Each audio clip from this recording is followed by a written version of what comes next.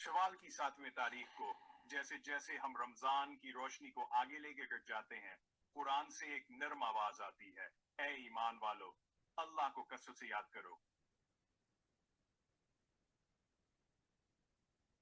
जिक्र महज तिकरार नहीं है, ये रूह का अपने खालिक से दोबारा जुड़ना है। जो लोग ईमान लाते हैं और जिनके दिल अल्लाह के जिक्र में सुकून पाते हैं, बेशक अल्लाह के जिक्र ही में दिलों को सुकून मिलता है। जब आप सुभान अल्लाह, अल्हम्दुलिल्लाह, अल्लाह अकबर, ला इलाहा इल्लल्लाह कहते हैं, तो आपका दिल अपने मकसद के साथ जुड़ जाता है। आपकी रूह को याद दिलाया जाता है कि असल अहमियत किस चीज की है।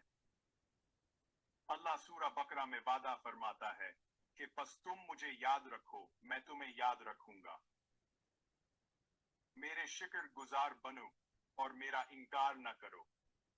तसव्वुर करें, आसमानों और जमीन का खालिक आपको याद कर रहा है, सिर्फ इसलिए कि आपने प्यार से इसका नाम लिया।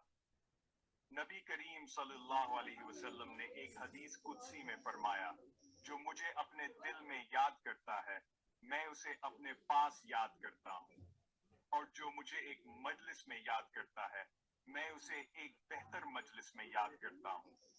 जिक्र शुक्र गुजारी की भी एक शक्ल है, और अल्लाह फरमाता है, अगर तुम शुक्र गुजार होगे तो मैं तुम्हें जरूर ज्यादा दूंगा।